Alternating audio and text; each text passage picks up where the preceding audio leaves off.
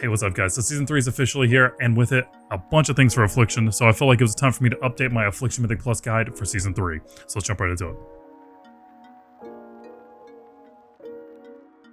I briefly mentioned in the intro, there are a few changes for Affliction. There's a couple little buffs that we got. Some solid stuff, I would say. No core changes, so if you played Affliction before, nothing at our core level has changed. There's just some new tier sets and some buffs to some things like that. So in this guide, I'm going to cover those changes. The new tier set, stats, gear, Hellcaller, overview, build, single target rotation, AoE rotation, and then Soul Harvester, overview, build, single target rotation, AoE rotation.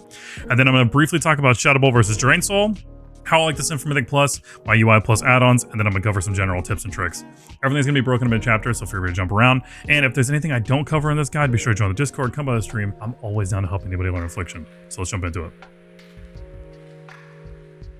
Over the course of this PTR cycle, Affliction has actually seen a lot of buffs and changes. A few little nerfs here and there, but for the most part, a lot of buffs, which was heavily needed. At the beginning of this PTR cycle, we were absolutely lacking. Our tier sets are really interesting. We're going to get into these after this, but very briefly, I do want to just talk about some changes that did happen. So, unstable Affliction damage increased by 68%. This might just sound like just a random number, but it's actually a pretty big number for us, including what we heavily needed, which was a little bit more single target damage. I think, especially for Hellcaller, our AoE damage was actually really good. And was in a pretty good spot compared to a lot of classes, but our single target and prio damage is a little lacking, so this absolutely helps Hellcaller and Soul Harvester. Shadow Bolt damage increased by 25 and Drain Soul increased by 25. Again, just kind of helps our filler spells a little bit more. Both, I think I like to play with Shadow Bolt more, and I'll talk about that in the later section about Shadow Bolt versus Drain Soul, but honestly, these are both solid changes. Summon Dark Glare increased by 35%. This was actually a huge buff to Dark Glare. Again, it's only 35%, but if you know, I have made numerous videos talking about how Dark Glare just does not feel like an impactful 2-minute. I would definitely say he feels a lot more impactful on the PTR now, even if it's only 35%, but it's definitely not nothing.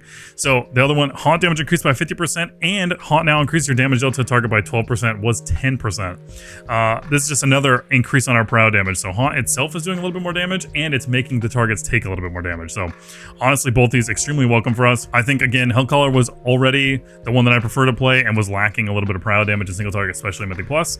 Usually you're kind of defaulting to Soul Harvester if you're doing raid for single target, and you still kind of will probably be doing that. But both these very welcome for both Soul Harvester and Hellcaller. The big one that's more important for Hellcaller than it is Soul Harvester, but it's still good, is Torment Crescendo can now stack up to 3 times plus 2.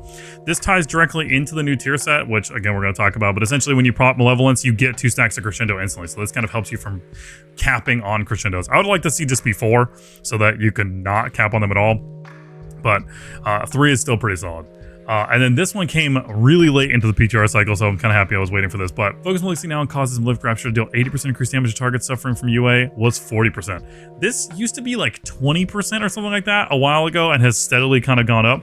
This makes our Rapture hit our Proud target extremely hard now. So this talent was already something that you didn't ever pass up, but now there is no world where you don't take this talent. And it is extremely noticeable in pure single target and on your Prio mob. Like, Rapture hits that target pretty hard now, so however you feel about Rapture is all good. But and then the last one, Xavian's Teaching, was removed. Essentially, it was just a bloat talent that made Corruption instant cast for us. So there was plenty of other changes happening in the PTR, definitely some little damage buffs and nerfs, but for the most part, those were the major ones. All right, briefly going over the new tier sets. I'm going to start with Soul Harvester, and we'll talk about Hellcaller. They're both really, really fun, but so Soul Harvester 2 set, Shadow of Death unleashes your demonic soul to assault your current target for 9 seconds, dealing some shadow damage, and then extra shadow damage to enemies within 10 yards of each swipe. So Shadow of Death is whenever you use Soul Rot.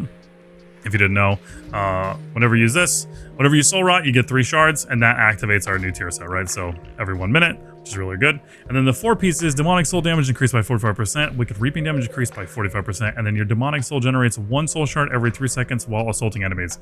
So while your little backpack demons out there, I like to call him, he's just swiping at everything within 10 yards, which is the exact same radius of seed, just so you have an idea of how big that is. It's not very big. For 9 seconds, and then over those 9 seconds, you're generating a soul shard every 3 seconds, so 3 shards. The problem that happened is during the PTR cycle, they target capped this guy to 5 targets, so essentially the same amount of targets Soul Rot hits, which in smaller pools is okay, but in Mythic Plus, you know that that's pretty uncommon. There's a few dungeons. Dawnbreaker has some pulls like that that are consistently 5 or less targets, right? Unless you're pulling like It's in the first half at least. So he's okay there, but in other keys like Gambit and like Halls of Atone, where you're pulling way more than 5 mobs, you can really kind of feel the lacking AoE damage. Soul Harvester hits really hard on prio mobs, and your Backpack Demon actually hits hard on those 5 targets, but I think it definitely starts to lose value after those 5 targets. So I think this tier set's really fun, and it's probably going to be a little more valuable in raid and single target or smaller keys or lower keys. So smaller pull keys is what I mean by smaller keys, and lower keys, just in general, things are going to die really fast because this just makes your damage like more upfront. But it's consistent every 1 minute, which feels really fun, and you're just swimming in shards all the time. And it's cool to see your Backpack Demon out there just doing a bunch of damage. So I think Soul Harvester set is actually a lot of fun. I just think that it's a little lacking because they target capped him. At least for Mythic Plus, but for raid, I think he's actually pretty successful. And then jumping into the Hellcaller tier set, which is my current favorite one between the two. Marcus Avius increases Black and Soul damage by an additional 6% per stack. If you don't know, Black and Soul damage is basically what happens when you stack up withers. So spinning soul shards on damaging spells will further corrupt enemies afflicting your wither, are affected by your wither, increasing its stack count by 1, and then each time it gains a stack, it has a chance to collapse, consuming a stack every 1 second, dealing a bunch of damage. And then it ties into a bunch of other things. So like when it's collapsing, you get crescendos, and then, you know, this doing more damage. So the other half of that, though, is Malevolence increases the stack count of Wither by an additional 2 stacks. So now every time you spin a Rapture, you get 4 stacks of Wither. And then the fourth set is Cast Malevolence, instantly grants you 2 stacks of Crescendo. That's great. We talked about previously, you can now have up to 3 Crescendos. And then prevents Black and Soul from consuming stacks while it deals damage 25% faster for 8 seconds. So that 8-second window after you pop Malevolence is extremely important. I'll go over that in the rotation section for Hellcaller, but it is absolutely crucial that you maximize how many crescendos you spend in that 8 seconds. The nice thing is we're getting 2 free crescendos or 2 free raptures in that window immediately. So as soon as you have Malevolence, you know for a fact you have 2 raptures that moment. I know a lot of people talked about Soul Harvester feeling better because you just got those 3 shards. I actually think this feels even better than that because you hit Malevolence and you immediately get those shards, those crescendos to spend instantly. So a lot of times you'll do your full setup and then you'll have to move. So in this situation, you know you can do your setup, hit Malevolence, and immediately you have those 2 crescendos. Feels great. So Black and Soul damage, locking and stacking up a bunch. And then it's just doing a ton of damage in that like 8-second window, and you're building up, you know, very consistently. You can have 20 plus stacks, no problem. And you're kind of just trying to juggle those a little bit. All of these kind of work very well together. And I think the new tier set's actually, for Hellcaller, really, really fun. It feels really good in big pulls, especially every 1 minute, which as keys get higher and higher, I feel like it's very consistent to pull every 1 minute.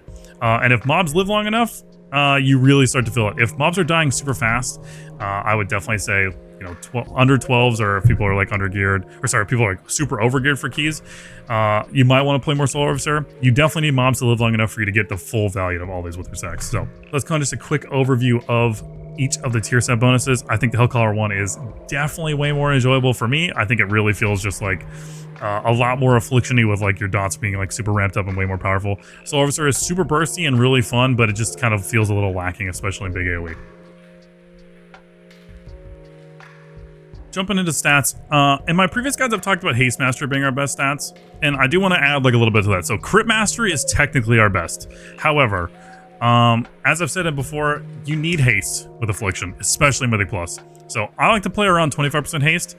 So I will say this, Crit Mastery for sure, but get at least 20% haste. You don't want to play below that. In Season 3, there's so many like heavily statted items. This isn't even how our stats are going to be because I'm wearing like a crafted ring and a crafted necklace because we can't get access to everything. But there are some really heavily statted items in the raid. Like this Logic Loop ring, which is like our best ring with that Crit Mastery on it. And then the last boss drops a ring that ties in with our cloak, which we'll talk about in the gear section, but it has a ton of haste on it. So haste shouldn't be something we're really worried about this season. So definitely be focused on Crit Mastery, but never really drop below 20% haste or you're probably going to be having a bad time. If you are comfortable playing around 20%, it's all good. But for me, I don't like playing below 25%. If I can play closer to 30, I'm actually really happy, but make sure you sim your character. I'm going to go over how I like to sim for Mythic Plus in the later section, but Crit Mastery is technically our best with some haste. If you're pushing really, really high keys, you might want to pick up some versatility somewhere. Again, you might drop like a little flex ring Or maybe grab a necklace that has like, some like really high like verse stats on it. Again, there's some like swing items that I like to call them that just have like this has like a ton of verse on it. So maybe if you get one of these extra, you just throw those on and get a little bit extra verse. But I would only really do that if you're pushing really high keys and you're feeling like you're struggling to survive. At its core, crit mastery with at least 20% haste-ish. So that leads me directly into the gear section. So there are some interesting gear pieces this season that I want to talk about very briefly. Again, always sim your character. I'll cover exactly how I like to sim for Mythic Plus. But there's a new like artifact item this season, which is these Reshi wraps. I'm probably going to mispronounce a bunch of stuff, just so we're clear. Essentially though, these have powers that are tied to it. For DPS and for tanks and for healers, they're different. But for DPS, your Heartful spells have an ability and a chance to focus latent energies around you that inflict a bunch of arcane damage and split between a target. Enemies below 35% health take 20% additional damage. Over the course of a key, this thing definitely does some damage. I mean, it's almost close to like Vile Taint numbers, right? Like this was overall in like 16 halls. It was like a super scuff key or whatever. It was like a 14 eco dome. It's definitely doing some damage for sure, right? But essentially, there are other items that make this more powerful. So you'll stat in some stats or whatever. But there's a pair of boots that on the PTR right now, they're not showing it, but they increase the rate at which this happens by 50%, so it increases how often your cloak is doing it by 50%. If for whatever reason that gets removed, then maybe you don't have to worry about the boots, but these did have that on them, and I've heard that it's currently just a bug that they don't right now. And then I talked about it briefly, but there is a ring off of the last boss in the raid, which is not a rare item ring you can see, that has a bunch of haste on it, which is great for us. Stat-wise, is already solid, but the power of your reps is also reduces cosmic damage taken by 50% for 20 seconds, or until you absorb a certain amount of damage, right? Super great ring. Honestly, just has a great extra additional like defensive bonus to it, and has great stats for us. You will absolutely want this ring. And then other than that, there are these like new weapons that also come from the raid, which if you're not a raider, I'm sorry, there's definitely some powerful items from the raid. However, there is a trinket from dungeons that is probably our best trinket. There's a really good trinket from raid. There's two that we really want, but there's also there's a solid one from the dungeon. So anyways, these Void Glass, there's three of them. There's a Void Glass Blade, a Void Glass Dagger, and then there's a Staff. So ideally, we will get either the Sword or the Dagger. Technically, stat-wise, I believe the Sword is better for us, but it drops off the like second to last boss. So if you get one on Myth Track, great. More likely, though, you'll probably get the weapon off of one of the earlier bosses, which I think it drops off this guy. Yeah, the Dagger that drops off like the 5th or 6th boss, something like that. Again, stat-wise, the blade is a little bit better for us, but crit mastery on this is perfectly fine. It's more about the effect on it, right? So they all have the exact same effect on them, like how much damage they do. They just do, essentially, you're supposed to have a chance to conjure Void Glass, slicing enemies, and con damage, and absorb, like whatever. And then they're part of a 2-piece set, which increases it by 200% more effectiveness. Right now, at least on my PTR testing, the 2-piece, which is with this trinket, which is also a really solid trinket for us, has base mastery, procs gives you a bunch of int, and then increase the effectiveness of those. Very solid. However, there's another trinket I think is a little bit better. But essentially, any of the Void Glass weapons, the Dagger or the Blade, or if you don't get those and you do happen to get the Staff, that's okay. The only problem is that you're losing our embellishment. So with how many slots are kind of locked this season, because we will be running the other belt that we have right now, which I don't have on the PTR, but the belt that gives you like, you know, the proc or the thing you had to upgrade through delves. We will still be running that. It's better than any Myth Track belt that I've found. And then with some of the other things already locked, right? Necklace is locked. Boots is probably locked because of those increasing the wraps. We really only have bracers and offhand available for our embellishments right now. You might be able to go for like a verse or crit with Dawn Thread or Dust Thread, but as of right now, I think this is our best combo. So you go crafted offhand, and then crafted bracers with, you know, Nerubian, and then you go Sigil of Ascension on this one. So ideally, you want the Dagger or the Sword for that. If for whatever reason you get the Staff, that's okay. Maybe consider crafting embellishments on something else until you get the other things, right? So maybe you go with like bracers and put like verse or crit, and then maybe you end up crafting like an off piece or something like that, like maybe gloves or something, or boots. But again, I would be very careful with crafting early. I definitely think we want to craft our offhand first, which is kind of scary because you're trying to make sure you get a main hand. I actually think crafting this season's a little weird for us. I will try and keep you guys updated on that in the Discord if I choose anything else. But right now, I am planning on crafting offhand, whether I get lucky or not. just because I want to try and focus towards my main hand for that first craft and not fall behind. So if you want to go a different route, it's okay. I would highly recommend not crafting a main hand though because of this. Like a heroic of one of these, or even a normal of one of these, and like a a high eye level of this offhand is probably a really solid choice. So that's what I'm going to be doing. Again, if anything changes, I'll try and put like a pinned comment, or I'll be put in the Discord for sure. As far as other items go, there is a bunch of like really powerful like rings and necklaces that have these huge stat weights on them, right? Like Crit Mastery on this one, and then like this necklace has a bunch of a bunch of verse on it with haste, and then there's another like this one has a bunch of mastery with haste, and some other things. It's a bunch of haste with mastery. There's a lot of these like heavy swings, right? And then the other trinket I want to talk about, I kind of briefly mentioned a couple of them, is this one. It drops off of this guy, same one that drops a few of those other stuff that we want, but this trinket in particular is our main on-use trinket. It has a bunch of crit on it, and then whenever you use it, it's a 2-minute cooldown, and it gives you a ton of intellect. So in this case, it gives you like, they just recently nerfed it by like 5%, it gives you 40,000 intellect decays over 30 seconds. Lines up with our 2-minute cooldown with Dark Lair. Extremely strong trinket for us, so in my opinion, this is what I've been playing with the entire PTR. There are some other really solid trinkets from dungeons and stuff like that that aren't bad. Some on-use ones. There's like a new one from the new dungeon that is this one. This one. Kind of like House of Cards. Has intellect base, gives you a bunch of mastery, 1 minute 30 cooldown. Not terrible at all. Honestly, solid dungeon trinket if you get it. Until you get the Ritual Forge. The other trinket that I was saying that's also from dungeons is from the brand new dungeon, Ecodome. And is this Parapodia. I don't even know how to begin to say the first word in that, but I'm just going to call it Parapodia. Anyways, it has haste on a baseline, and then your damaging spells have a chance to inflict mites on the feast on the target and do some damage or whatever, and then when they eat, they give you intellect. This can stack. I've gotten it up to 3 stacks in a pull before, which is close to like 20,000 intellect or something like that. Obviously depends on the eye level and all that kind of stuff, but this trinket procs a lot, has a really high uptime. Let's see if we have it in this one. Yeah, so you can see like 48% uptime in this over the course of a key, and I don't even think that was a full key. Really solid trinket. Again, it can stack. If you get 2 stacks of this thing, it's very, very solid. If you don't happen to get one of those and you do get a raid trinket, the one that I would say you would probably run is still Ritual Forge. So Void Core and Parapodia for your secondary trinket, and then your on use is going to be Ritual Forge.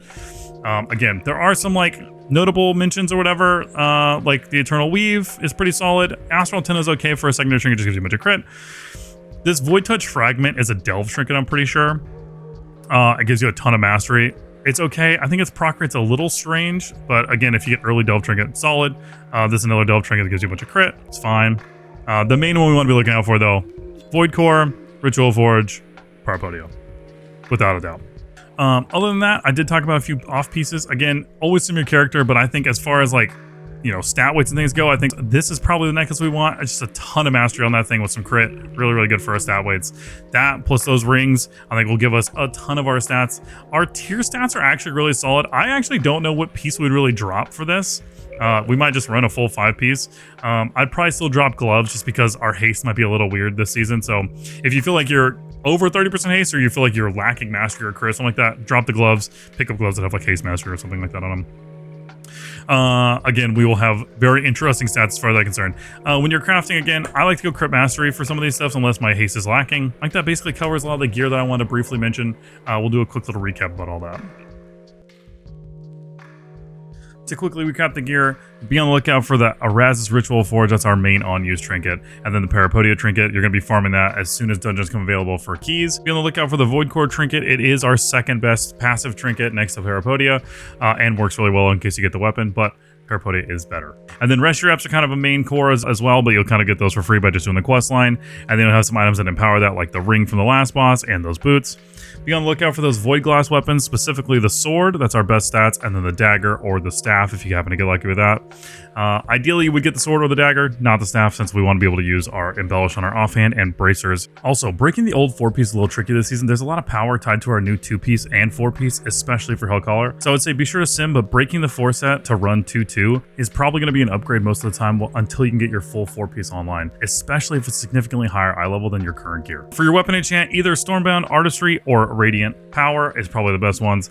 Other than that, that basically covers it. Be sure to sim your character for everything, but this kind of covers a quick recap of the gear you should be looking out for. I do want to quickly go over Hellcaller very briefly in case you've never played Hellcaller before, you have no idea what's going on. Essentially, Hellcaller is more of the dot focus side of Affliction in my opinion than Soul Harvester is. They're both dot focused, but I would say Hellcaller is definitely more around dots. So your Corruption turns into Wither, which is just a more powerful version of Corruption that can gain stacks. And then when it gains stacks, there's other things that affect it, right? So Blackened Soul is the main thing that affects it. Whenever it has a stack, it has a chance to collapse, and consuming a stack and dealing extra damage until one stack remains. While it's collapsing, as soon as it reaches 6 or its host reaches 20% health, Wither deals even more damage to its stack, and then it starts collapsing rapidly. And then when it deals damage, you have a chance to get a crescendo. This is kind of the main like filler for Wither, and it's the thing that I enjoy the most is you're kind of like trying to build up all those Wither stacks, and then as they're collapsing, those crescendos are helping you generate shards so you can keep weaving in more raptures, right? And then on either side of that, you're just getting more shadow damage from all sources and more fire damage from all sources or whatever, and like crit. And then this like utility row, right? I've actually been taking Aura of Enfeeblement lately a lot more. So whenever you pop Resolve, you just have an aura of Curse of Tongues or Curse of Weakness at 100% effectiveness around you for the duration of Resolve, which in some situations is a little rough, but the way our curses work right now, because of Vile Tank griefing us and overlapping all of our curses we apply with Curse of Exhaustion, Aura of Enfeeblement's actually been pretty fun. You can always just default to Curse of Satyr. Curse of Satyr is great. It's just basically it's a combos curse between weakness and tongues. Great curse. You can just default to this. But Aura of Enfeeblement's actually been pretty fun.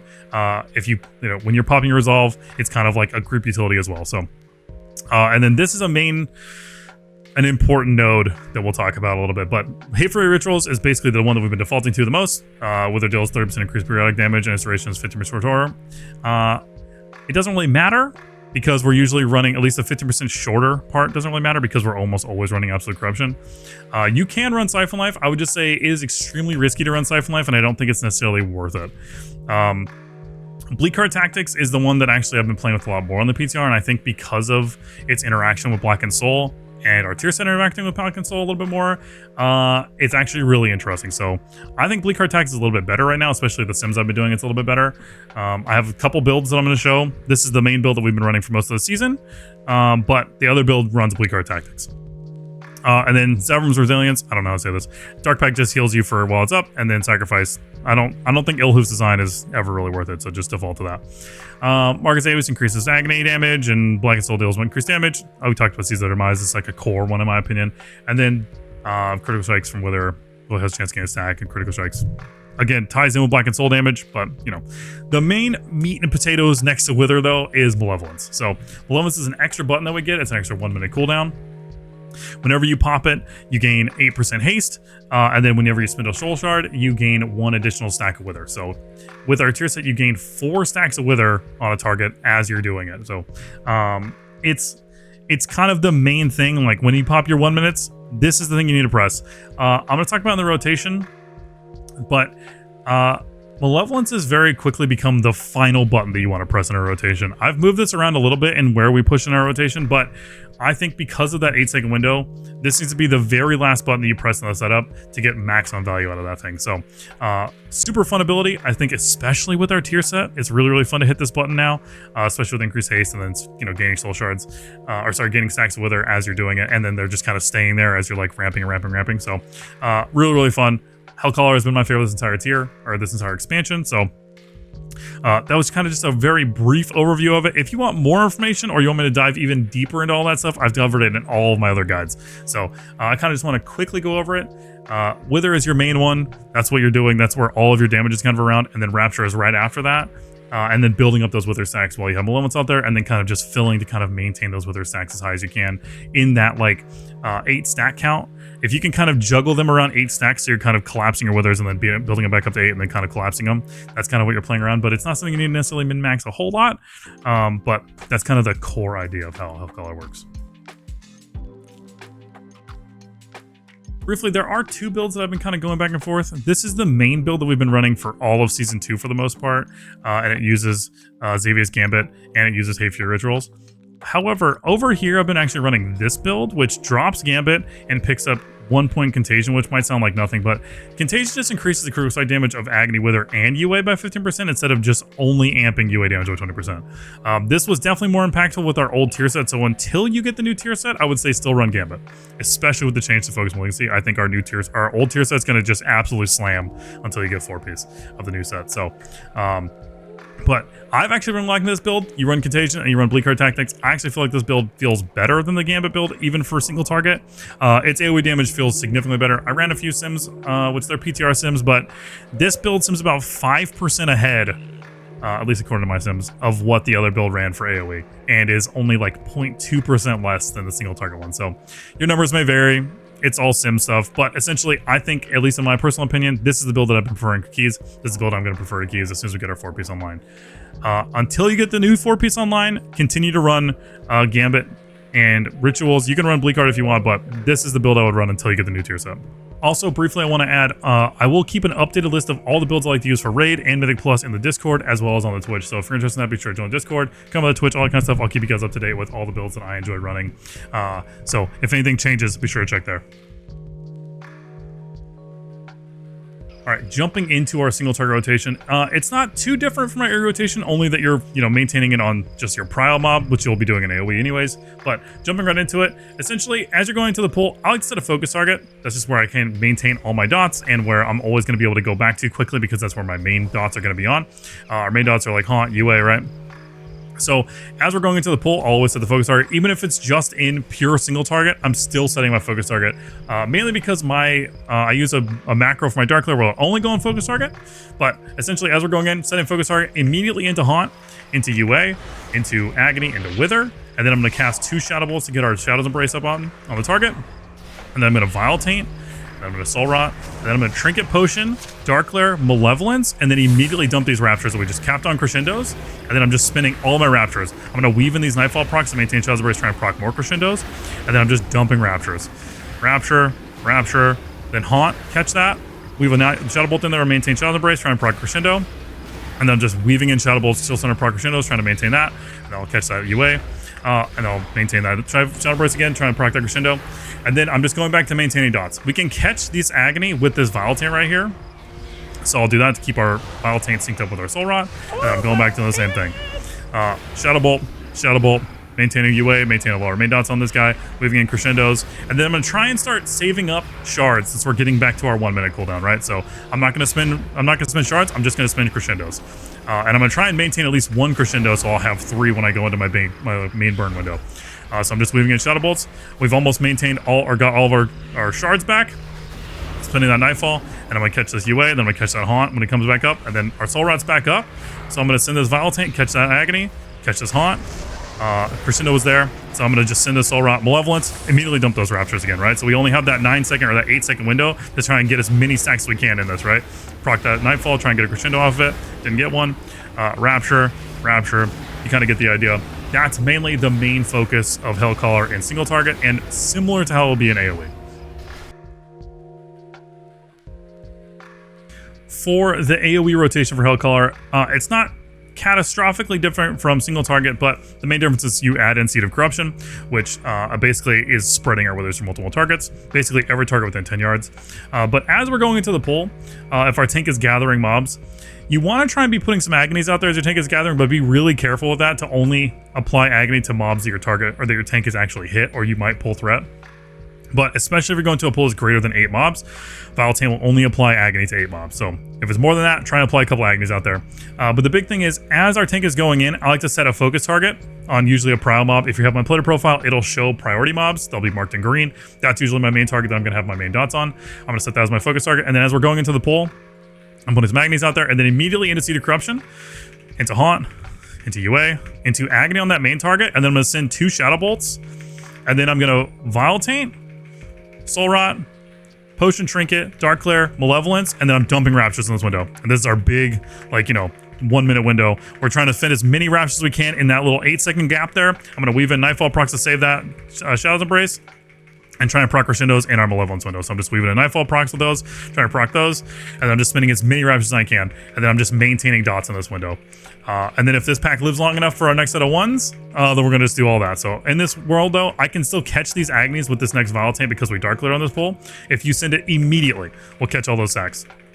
And then I'm just maintaining dots and weaving in Nightfall procs with Raptures or Crescendos and weaving in Nightfalls, and that's pretty much it. And then as our 1 minutes are getting ready to come back up, or we're getting ready, maybe the pool's about to die, I'm starting to conserve some shards. I'll spend Crescendos, I'll catch dots if things are like, you know, going to live for around 8 seconds, you want to catch those dots. And then if not, you're kind of just moving your UA around on targets that are dying. So, you know, say this target dies or whatever, and this target's like low, I'm gonna move my UA to this target. And then if it's got enough time, I'll throw the Haunt over there too, but the Haunt is more if it's gonna live, you know, around 8 seconds. Definitely try and catch your Agonies when they're below 10 seconds, because you have Volatile Agony, which is a little bit extra damage. But outside of that, that's kind of the whole gist. And then if, you know, your 1 minutes are gonna come back up and you have, there's still a lot of damage out there, throw those 1 minutes. If not, try and save those for the next pull.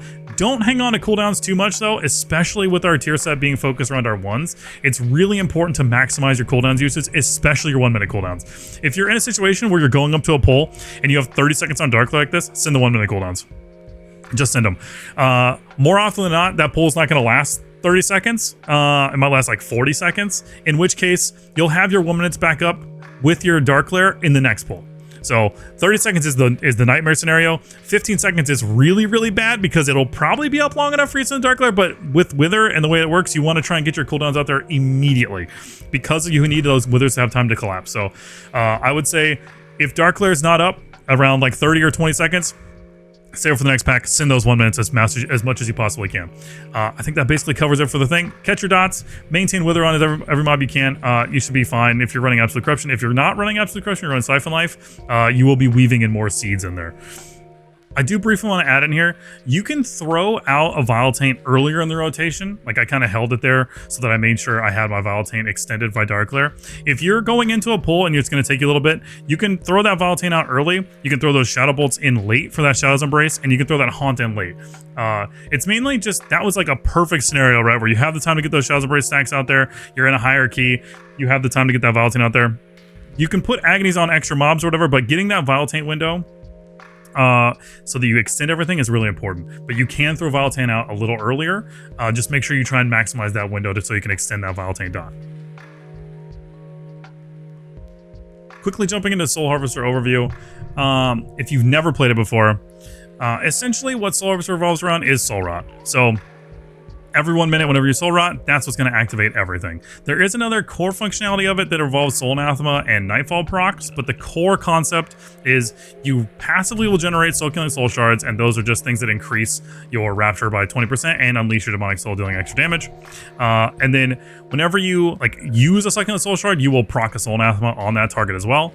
And then whenever you use a Nightfall proc, because of Shared Fate, you'll proc an additional thing on there with Soul Anathema increasing its damage, and then Consume Nightfall activates Shared Fate. So you do have some core identity tied in with Nightfall procs, but Soul Rot is your main thing. So that's why in the build that we run for Soul Harvester, which we'll talk about a little bit, I definitely like to take some stuff that increases Shadow Ball damage or Drain Soul damage, and then your main concept around it is, you know, passively generate Soul Shards, which you don't know when you're getting them, but then spending those, you know, to try and maintain Soul Anathema. Shadow Ball and Drain Soul damage increased by 20%, and then Nightfall increases damage of Shadow Ball and Drain Soul by an additional 50%, so you can see the Nightfall link ties into Shadow Ball damage. Soul Anathema unleashes your Demonic Soul Fiendish Entity, dealing, you know, extra damage. It's basically just an extra dot that gets applied. And then if this effect is reapplied, in your main damage is re-added to Soul Anathema. So similar to Devouring Plague, if you played Shadow Priest. Your Demonic Soul deals 100% increased damage to targets affected by your UA. So this is just more prio damage, which Soul Harvester is definitely the more prio focused of the two. I don't ever take Gorebound Fortitude, but essentially it just allows you to freely soul burn your Hellstone without using soul burn. I would personally just say soul burn your Hellstone, and that way you can get this, which is Dark Pack shields you for an additional 50%. This is a much stronger Dark Pack when you can basically have both of these talents, right? Except you have to press soul burn, but trust me, I think Fiendish is better, or Fiends is better. As far as these two, I don't think there's ever a world recurrent Feast of Souls. I would love for this to matter, but essentially it's you. It says when you kill a target, you have a chance to generate a soul shard that is guaranteed to be a second one. The problem is you have to be the killing blow on the target to get this. So not only is it a gamble if you're the killing blow, but it's also a gamble if you get the second soul shard. Whereas Shared Fate is every single time you use a Nightfall proc, you get this. Or whenever you kill a target, its Torture Soul is flung into a nearby thing. Again, this one makes Consuming Nightfall activate Shared Fate or Feast of Souls. However, it's a chance, whereas this is guaranteed. So I would love for Feast of Souls to be more playable. I think it'd be really cool if every time you use a Nightfall proc, you had a chance to generate a shard, and it was maybe a higher chance to generate that shard, but this isn't a feedback video. Shared Fate is just solid. And then this is just another utility one. I usually default to lower cooldown of Feldom, but if you want to have a better D-res, it's fine. Wicked Reaping, which is increased by our new tier set. Damage dealt by your demonic souls increased by 10%, and then Consuming Nightfall feeds the demonic entity within you, causing it to appear and deal more shadow damage to your target.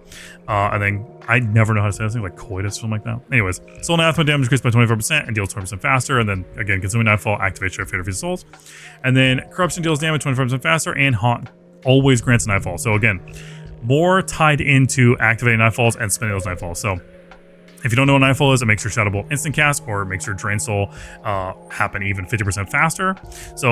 So many things are increasing Nightfall damage around your Shadow Bolt or your Drain Soul. And every time you use a Haunt, you are guaranteed to get a Nightfall proc. So you can kind of always use that to create that synergistic loop. And then Shadow Death is your capstone thing. Your Soul Rot spell, which is the main core, empowers by the demonic entity within you, causing it to grant you 3 soul shards that each contain a second soul shard. So every time you soul rot, you will get a guaranteed 3 soul shards, which when we talk about the rotation section means you need to at least spend 1 shard, which you'll usually spend on Volatile, to, you know, not overcap on shards. I will usually suggest spending 2 shards so you guarantee you don't overcap, especially because our new tier set gives you a shard like within like a second, basically, because you're getting a soul shard every 3 seconds when your guy's out there. So I would highly suggest spending 2 shards in your opener so that you don't overcap on shards. But then whenever you do, those are guaranteed to be second soul shards, which makes your raptures increase by 20%. So your big go is every 1 minute, just like Hellcaller. But you're definitely more front loaded with that damage, especially with the new tier set. Your guys out there beating everything up, you're slamming big raptures. And so definitely the more front loaded of the two and more bursty of the two. That's kind of the main gist of Soul Harvester. It's all built around Soul Rot and activating all those things. You'll be proccing Succulent Soul Shards just randomly. Every time you generate a Soul Shard, you have a chance for it to be a Succulent Soul Shard, so you might just get a random one, and then that'll activate those things. Your Corruption just has a chance to give you Nightfall proc, so you're constantly just trying to spin those as they're coming in. And then whenever you spend a Haunt, you have a guaranteed Nightfall proc, right? So trying to make sure you don't overcap, you can only have 2. And then in between those, you're just fishing for, you know, Succulent Soul Shards and Crescendos. So Succulent Soul Shards are just whenever you generate a shard, so maintain all your stuff. And then Crescendos are your like free spenders. So every time you hit a target that has Agony, Corruption, and UA on it, you have a chance to, every time you hit it with Shadow Bolt or Drain Soul, you have a chance to get a free Rapture. So you're definitely trying to fish for those in between. But our core loop is just making sure you're maintaining all your dots, and then every 1 minute, sending that Soul Rot and dumping as many Raptures as you can. Similar to what I talked about in the Hellcaller section, with our new tier set, you really want to be maximizing our window there, which is like 9 seconds. When you have Soul Rot out there and you have your Backpack Demon out there doing a bunch of damage and you're generating shards while he's out there. So you're wanting to spend as many shards as you can in that window.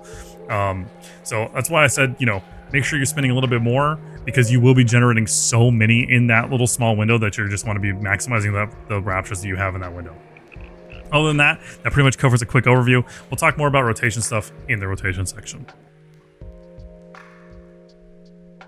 Jumping into the builds for Soul Harvester, I do want to talk quickly about there's really only like 1 build for Soul Harvester, at least for Mythic Plus. I did a few testing on some builds for that.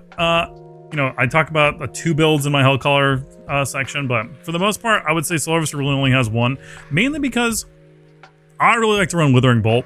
I think you have so many things that just increase Shadow Bolt damage or Drain Soul damage that taking Withering Bolt seems really impactful for that, as well as the pathing for improved Haunt and Decreeping Death. So the Hellcaller build runs Sacrilash into Malediction, and you take these 3 points. which you can't do because you're kind of trading your Psychological Point for Withering Bolt.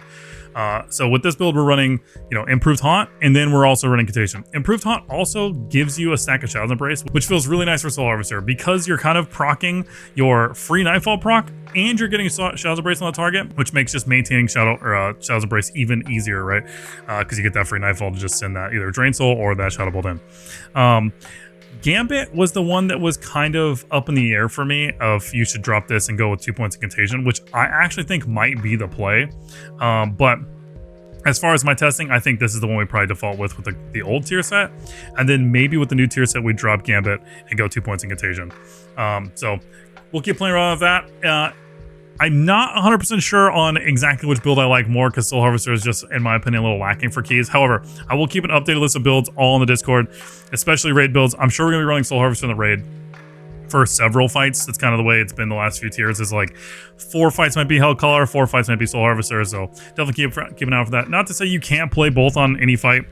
Just some might excel a little bit more than others. So any fight that you're going to get some like 5 target cleave, or you have a bunch of adds, Hellcaller might get a little bit more value. But we'll see about Soul Harvester. Essentially, for Mythic Plus, I think this is our main default build. Again, all the builds have been linked down in the description below. So if you want to import a link, and they'll all be up to date in the Discord. For the Soul Harvester single tier rotation, it's not super different from Hellcaller if you played that.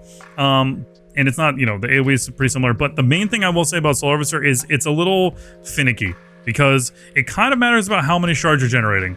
Sometimes you'll want to generate, or sometimes you want to dump extra shards when you go into your rotation, and sometimes you'll be kind of like hurting for them. So the big thing is making sure you spin shards before you soul rot. So as we're going to the pool, again, I'm still setting a focus target on my main mob. Even if it's pure single target, I'm still setting my focus target on that main mob. I have a Dark Lair macro that basically only allows me to cast my Dark Lair on my focus target. So that way I make sure I always have maximum value for my Dark Lair. I'll link it it'll be in the description if you want it. Essentially, as we go into the pool, though, we're going to go in with Haunt, we're going to UA, we're going to Agony, Corruption, send this Nightfall proc, get our 2 stacks, and then I'm going to Vile Taint here. I got an extra shard, so I'm going to spin this Soul Rot, Potion Trinket, Dark Lair, and then I'm dumping Raptures. We need to spend as many shards as we can in this window because we're going to be generating extra shards from our new tier set, right? And then I'm just spinning Nightfalls to catch our Shadow's Embrace. And then I'm trying to spend as many possible shards as I can while we have completely maximum dots. I'm catching that Haunt. I'm waving in that free Nightfall proc. And we still have maximum dots out here because we have a Vile Taint buff and our Soul Rot buff. And so I'm just trying to spend as many Raptures as we possibly can in that window. And then after that's over, we're basically just sending Nightfall procs as they kind of come up to maintain our, our dots. And then I'll catch this Vile Taint out there. We could have caught that Agony with that Vile Taint since we sent our Dark Lair there.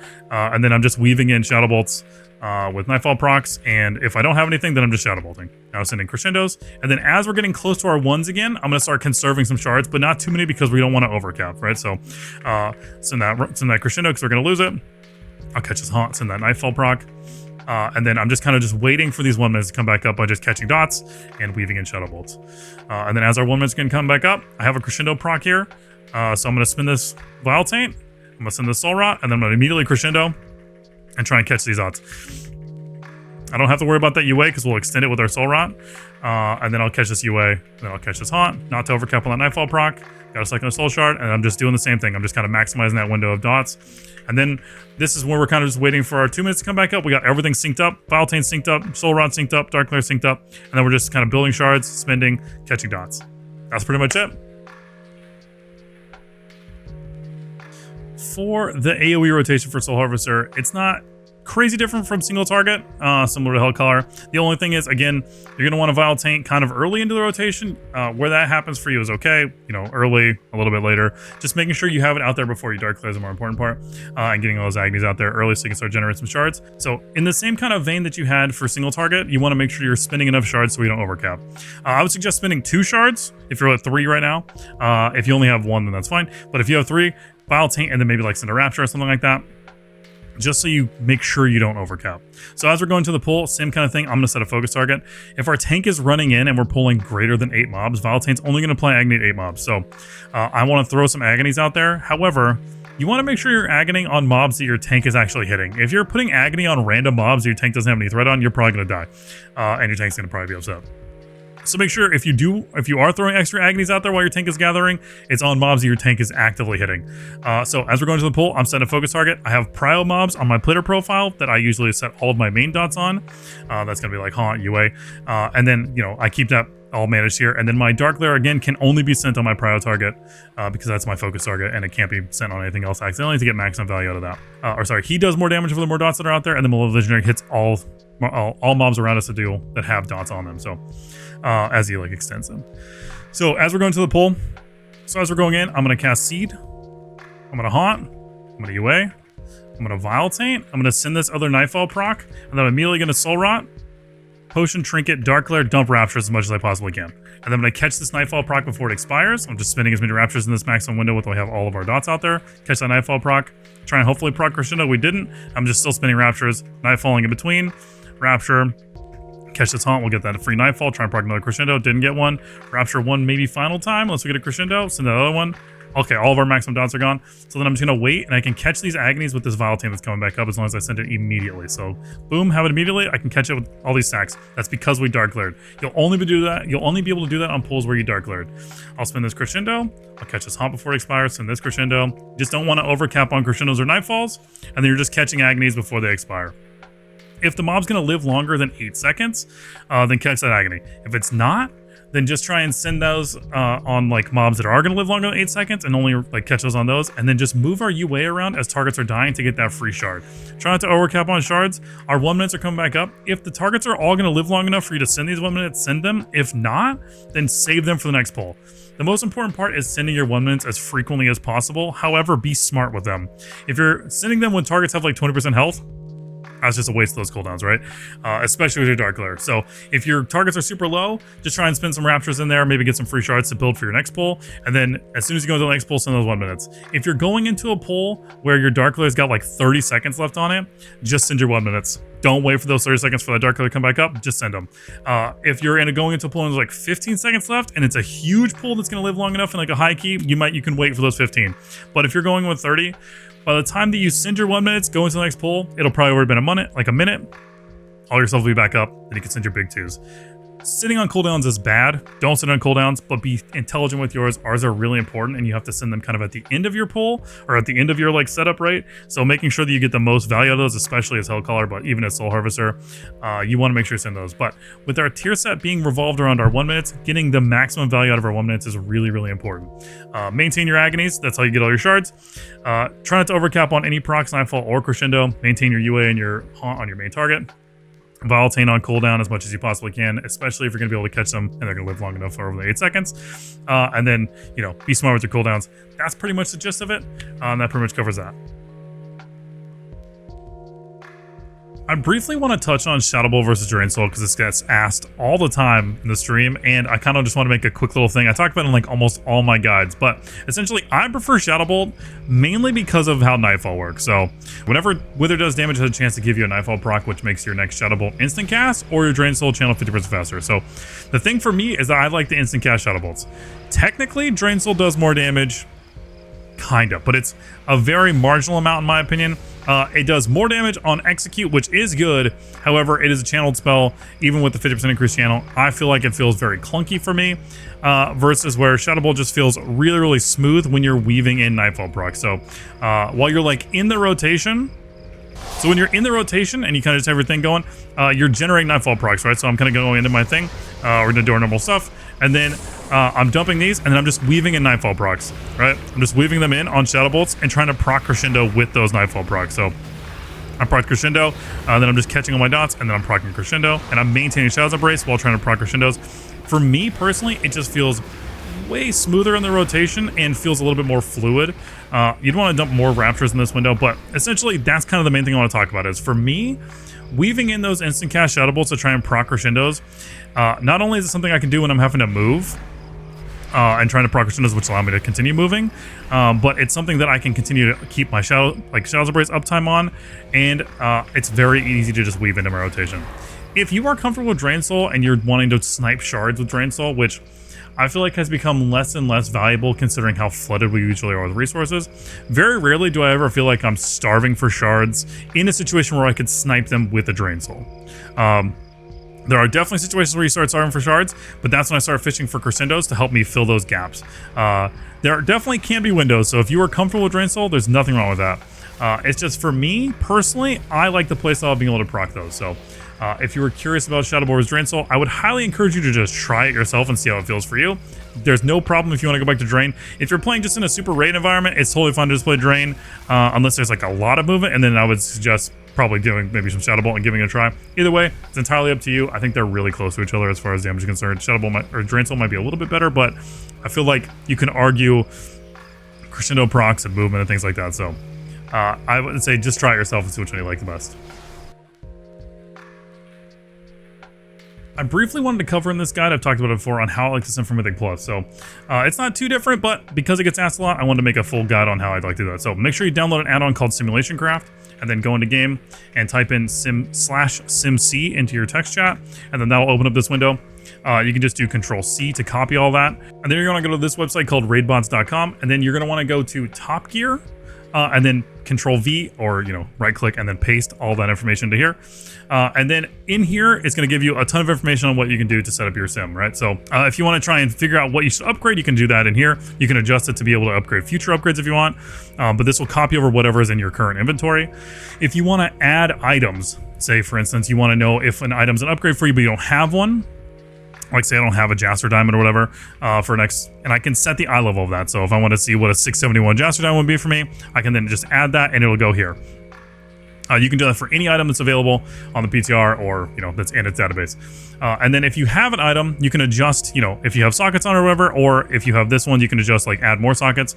If it's an embellished item, so since, for instance, like these consecrated cuffs, you can go here and then you can adjust the embellishment that you have on there, or you can adjust the stats that are on that item. So if I do a crit haste one, it'll add a crit haste one. I can add it to the list, right? Same with items that can have a chance to be turned into a catalyst item. You'll have a little drop down that'll tell you what the catalyst version of that item would be.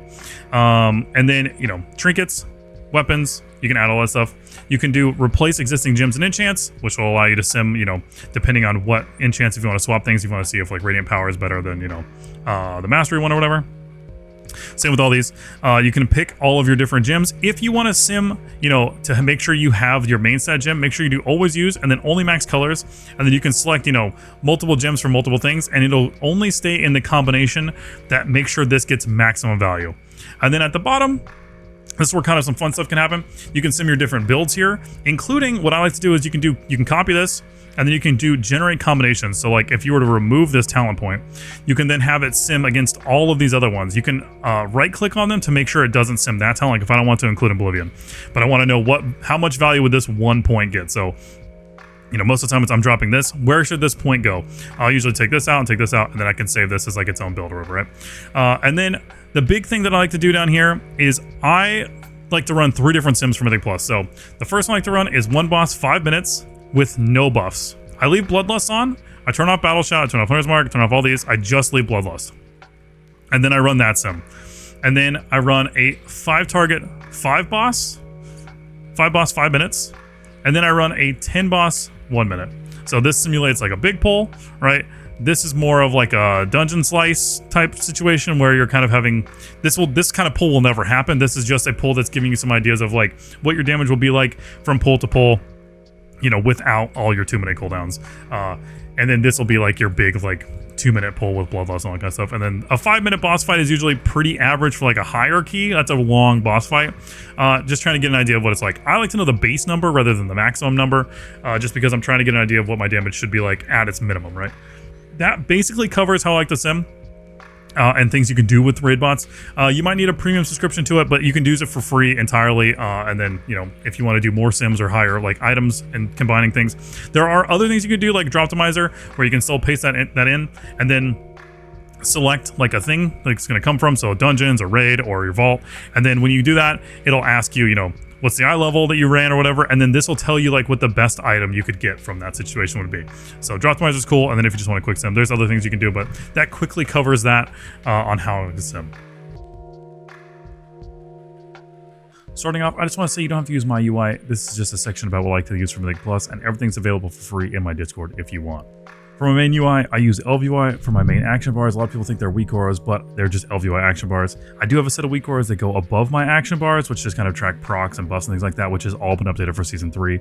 For my nameplates, I use Plater with a couple of mods tailored specifically for Affliction, like my Pandemic Glow mod for my dots when they need to be refreshed, as well as a couple of little things like name shorteners and things like that. My profile is also set up with priority mobs that I like to focus all of my main dots on, as well as mobs that I find are just a little bit more important every pull. I use OmniCD to track my party's cooldowns as well as my party's kicks. I find this helpful, especially the kick tracker. It's always good to know what kind of cooldowns your group has from pull to pull, and if you should be sending your own cooldowns. However, most of the time, just send your cooldowns on cooldown. I use big wigs and little wigs to track boss timers, as well as they now have spell trackers on nameplates. This used to be a weak aura, but I just use big wigs and little wigs now. But the main focus of big wigs and little wigs is just to track the main cooldown timings for bosses and other mobs throughout the dungeon.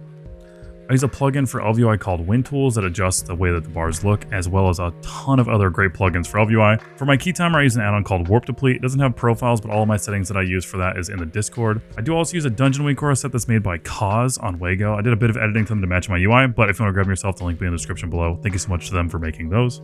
I just wanted to quickly cover what's in my UI and what I like to use, because I feel like Affliction is a spec that benefits heavily from at least a nameplate add-on, because having clear information to track all of your dots is something that's really important for Affliction and something that will definitely help you get better as a player. Setting up your UI is great for most classes and extremely important for Affliction, because tracking dots and managing everything is really difficult using the default UI or just a bad setup. And you're just making it more difficult on yourself, so set yourself up for success. Again, you don't have to use my UI or my nameplates or anything like that. Just make something so you can easily read all of the information out there and clearly see what you need to do. In this section, I'm going to go over a few just quick tips and general tips about like our utility as a Warlock in Mythic Plus. If you want more things this season, I'm definitely gonna be uploading things to the YouTube Shorts and to TikTok and stuff like that, and I'm hoping to make a full dungeon tips and tricks video like I've made in the past. Just in case though, I did want to cover a few things, and then obviously if you have any questions or anything like that, I will be answering anything I can in the Discord or on stream, or if you want to leave a comment, and then anything that I find throughout the season, I'll definitely upload some stuff for you guys. But one of our strongest utilities as a Warlock is definitely our Imp Dispel. So if you didn't know, our pet, I can open it up, I swear. Our pet, if you have the Imp out, has an ability that's called Sends Magic that allows you to remove one magic effect from an ally. A lot of people think that we have a decurse for some reason, and I think it's because they think that because we apply curses, we can remove curses. That's not how Warlocks work. Anyways, every 15 seconds, as long as you have your Imp out and it's within range, which is 30 yards, you can dispel a magic effect off yourself or your friend. So one of the things I like to do if we're in like a boss arena is I like to grab, move to, and I tell my Imp to go like in the middle of the arena so that he's within 30 yards of anybody that's in the the room, right? Or if it's like near the boss or whatever. So definitely having him within range of people so he can dispel people is huge. I also just always tell my healers that if there is magic dispel, so like second boss in Halls of Atonement, or sorry, third boss in Halls of Atonement. Yeah, third boss in Halls of Atonement has a magic dispel that does a ton of damage to your group, and it goes out on 2 people, so your healer can dispel one and then you can dispel the other one. Imp is massive in that key in general, as much of dispels you can help on. You just got to tell your group you won't have a kick. So if people can help cover the extra kicks and you can help cover the dispels, that's great. If not, run the dog and just switch between your dog and the Imp. But on that fight in particular, I just tell my healers I will always dispel myself, and then I'll wait for you to dispel somebody else. So our dispel will go on cooldown whether we dispel somebody or not. Theirs usually will not. So wait for your healer to dispel somebody if you're not a dispellable target. If you are, just tell your healer never dispel you. Always dispel yourself. That way, if you fail, you pop a defensive, or if your dispel goes wrong or something like that, you pop a defensive, you survive. That way your healer can worry about everybody else. Imp Dispel is a really, really big utility. The other one I want to talk about briefly is our dog has a purge. So I swear I can open this. Which is, when I say purge, I mean like devour magic or like remove like a magic effect. So it purges one beneficial magic effect from the enemy, and the effect devour, if they're healed or whatever, and gains energy. We don't care about that. It's mainly we care about that we remove a magic effect from a mob. So this is like if a mob gets a buff or something like that, we can easily purge that. Priory has a really good example of this. The Templars in there get like a wings buff on themselves. We can purge that. And it's like a 15-second cooldown, so you want to do that as much as you possibly can. But dog has that. I feel like people don't use that enough. You'll almost always have your dog out there with a kick, and then using Devour Magic, big. So definitely be looking for those. If you have a Plater profile, if you're using mine, it'll show you magic effects that the mob has on it. If you're using LVI or something like that, just be on the lookout for magic effects you can purge off of mobs with your dog. It's huge. The other big one, obviously, is our gate. There are tons of different gate skips that happen. I have plenty of videos that are uploaded here on the YouTube and on the TikTok of different gate skips like that. I will be uploading those constantly throughout the season, so be sure to subscribe for that kind of stuff, and then I'll try to make a full video for that. I can't talk about every possible gate skip this season, but there are definitely plenty. And just using it as mobility in a fight, definitely not a problem. Speaking of mobility, teleport is huge for us, even if it's just to move you from point A to point B. There are other things you can use with teleport, but setting up your teleport intelligently in a fight that you might have to. So again, on that same boss in Halls of Atonement, there is like canisters around the room where you can teleport to quickly if you need to get that ghost over there or something like that. The other big thing is soul burning your teleport. So soul burn adds an additional effect to it. So increase your move speed by 50%, which is cool, but it makes you immune to snares and roots for 6 seconds. So the big thing you want to do is you need to do this before. So if you know a snare or a root is coming out before something, you can soul burn, teleport, and then you get a buff for 6 seconds that makes you immune to roots and snares. If you just want the speed buff off it, that's fine, but a lot of times the utility is going to come from soul burning and then teleporting before mechanic hits you. You can think of this just like freedom. So there's a really good example of this in Priory. At the very beginning of Priory, there is a mini boss. I forget what his name is off the top of my head, but most people pull him for the very first pull. This guy, Suleiman. He has an ability called Thunderclap that does a bunch of group damage, hits everybody. However, you can line this ability, or you can soul burn teleport this ability and take no damage for it for that 6 seconds. So if you're watching when this is going to happen and you soul burn teleport before that, you will be completely immune to this Thunderclap and take no damage from it. So you can cycle it almost as a defensive for that fight. There's plenty of other things like that, but definitely huge. Outside of that, soul burning your Healthstone is a massive utility of healing on yourself. So increase the healing of your Healthstone by 30% and increase your maximum health by 20% for 12 seconds. 20% max health on us that we already have 16 million health is pretty big, right? But the big thing is you're increasing your Healthstone by an additional 30%, which with demonic Healthstones, you can use it every 1 minute, and it's already a massive heal on top of yourself, right? So your Healthstone's healing you for 35% health, plus an additional 20% if you soul burn it, which you should probably be soul burning every Healthstone that you use, in my opinion. If you have to, whatever, without, that's fine, but you should be doing that with everyone. The other thing that I would say is if you really want to get maximum value out of this, soul burn your Healthstone and then Dark Pact. Your Dark Pact will be increased based upon how much health you're sacrificing. If you're sacrificing it when you have your maximum health increased by 20%, your Dark Pact will be even bigger. Sometimes you'll need to use your Dark Pact in a different cycle, but if you can soul burn Healthstone and then Dark Pact at the end of that big Healthstone, your Dark Pact will be even larger. That's big. Again, kind of not so much utility, but it's smart utility and saving yourself. Outside of that, there are a few little things we can use that help us. Sadly, Succubus and Voidwalker don't really do anything for us. You can try and think that Voidwalker will tank something as much as you want. He won't. He won't do anything. He might stand there and look weird. Outside of that, though, we don't really have a whole lot of things other than our curses. So, Curse of Tongues, Curse of Weakness if you're playing Soul Harvester, or if you're playing Hellcaller and you're not running Curse of the Satyr. Curse of Tongues is probably our most impactful one because it increases cast times by an additional 30%. However, I will say this. Our main problem with curses is that Violetane griefs us. So every time you Violetane on any mob that can be slowed, Violetane will apply Curse of Exhaustion to them, which will overwrite any curse that you have out there. It's one of my biggest complaints with this spell. So if you do want to apply curses out there, make sure you do it after you Violetane. If you're going to be Violetating, within 20 seconds or something like that, I would probably wait to apply your curses until after that. The other problem is our tightest window of damage is after we Violetane as well, so finding those gaps to apply curses is extremely awkward. Curse of Tongues is our biggest one. Curse of Weakness is really interesting. Increases the attack time between enemies' attacks by 20%. Just kind of helps your tank a little bit.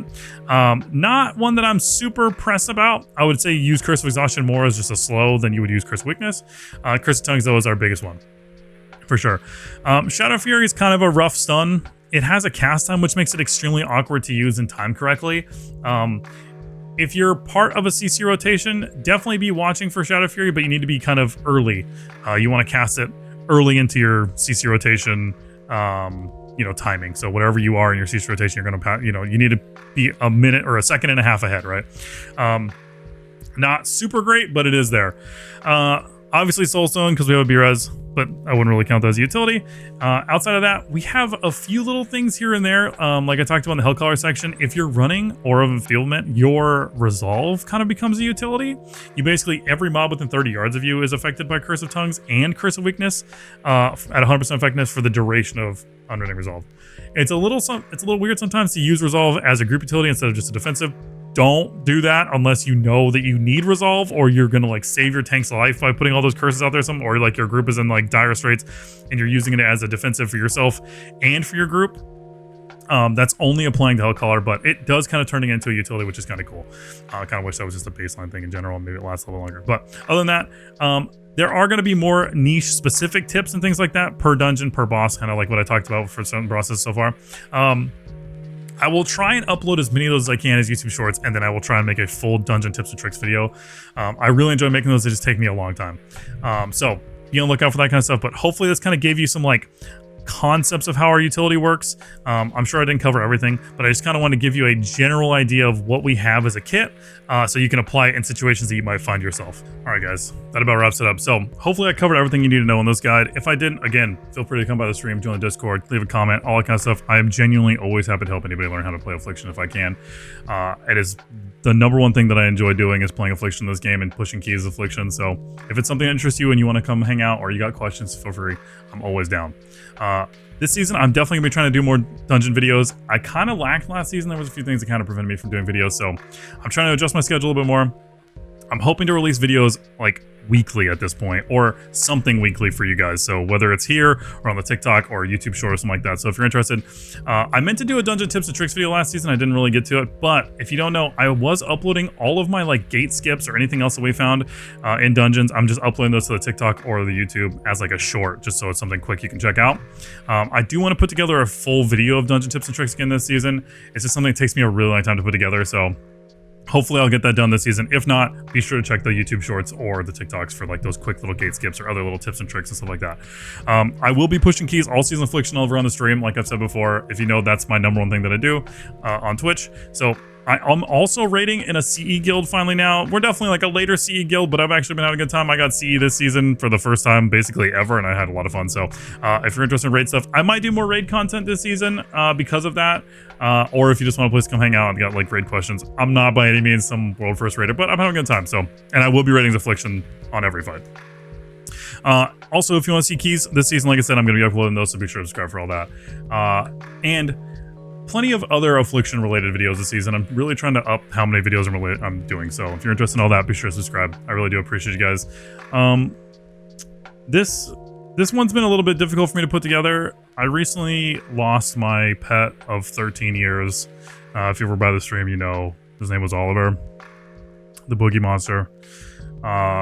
He was the best, and he was my little guy. So it's been difficult putting this together. I just lost him, and I'm definitely a little raw from that. So I appreciate you guys understanding. I really do love the community that's been grown on this channel and on the Twitch, and like I really do appreciate you guys. So if you're still watching this and you're seeing this right now, I want you to know I appreciate you for being here, and I appreciate you watching, and I just appreciate you being part of that. So some things might take me a little bit of time, but there are things I'm working on, and if he was a part of, you know, if making you happy or bringing some joy into your life, I'm glad that you got to know him. I love him a lot, and I miss him so much. I do still have Bean. She's still doing great. If you know, you know. She's great. There she is right there. Anyways, thank you guys so much for watching. I really do appreciate you. I'll see you guys in the next one or on the stream. I'm excited for this season. It looks great. Either way, I'll see you guys in the next one. Thanks so much for hanging out. Appreciate you.